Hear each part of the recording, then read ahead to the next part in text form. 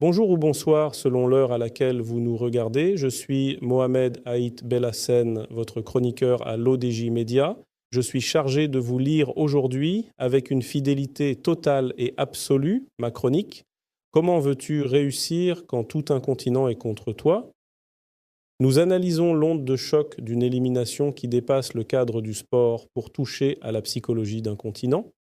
L'onde de choc de l'élimination marocaine de la CAN 2025 ne s'est pas limitée aux frontières du royaume. Alors qu'une immense déception s'est abattue sur les villes du pays, un autre son de cloche, fait de soulagement et parfois de jubilation discrète, a résonné dans plusieurs capitales africaines.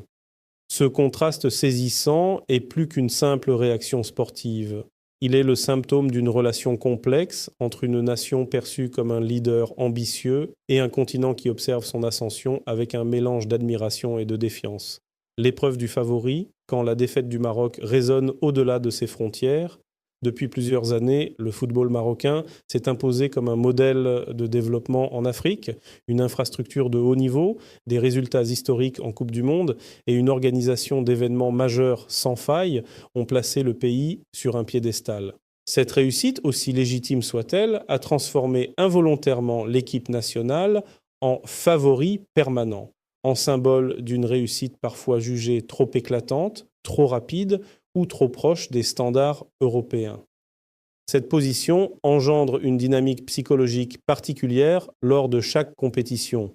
Affronter le Maroc n'est plus un simple match, c'est une opportunité de renverser l'ordre établi, de remettre en cause une hiérarchie perçue. La défaite du favori devient ainsi, pour certains, un événement à célébrer en soi, indépendamment du vainqueur. Elle est vécue comme une victoire symbolique, un rééquilibrage. Les échos d'une rivalité multifacette. Les réactions observées dans certains pays voisins ou frères ne sont pas uniquement sportives. Elles sont le reflet de tensions et de rivalités plus profondes, qu'elles soient historiques, politiques ou économiques. Le terrain de football devient alors un exutoire, un espace symbolique où se rejoue une compétition plus large pour l'influence et le prestige régional. La chute du géant est ainsi interprétée à travers le prisme de ces rivalités latentes, donnant à un résultat sportif une résonance géopolitique inattendue.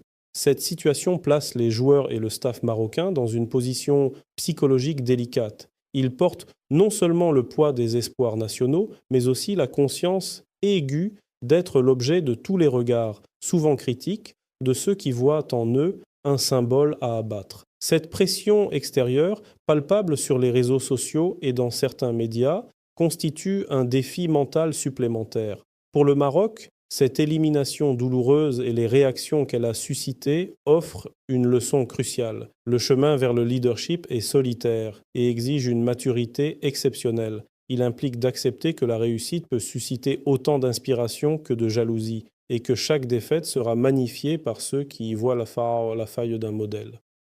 La réponse à cette épreuve ne réside pas dans la polémique ou le ressentiment, mais dans la capacité à transformer cette expérience en une force. Elle appelle à une humilité renouvelée, à une concentration absolue sur le long terme et à la conviction que la légitimité se construit dans la durée, bien au-delà des sourires de l'adversité. L'histoire du football africain est en pleine mutation. Le Maroc en est un acteur central. Cette nuit difficile rappelle que bâtir un héritage durable est un marathon semé d'embûches, où chaque chute est scrutée et où chaque relèvement doit être plus éclatant que la chute n'a été commentée. La vraie victoire sera de continuer à avancer, malgré le bruit. Je vous remercie d'avoir prêté l'oreille à cette réflexion. En tant qu'hôte de l'ODJ Média aujourd'hui, j'ai tenu à vous restituer chaque mot de cette chronique avec une fidélité absolue, pour que l'idée originale vous parvienne dans toute son intégrité. C'est cet engagement entre authenticité du texte et passion du partage qui définit notre mission. Je vous donne rendez-vous très bientôt pour une prochaine chronique afin de continuer à décrypter ensemble les enjeux de notre temps. D'ici là, cultivez votre curiosité et restez connectés sur l'ODJ Média. À très vite.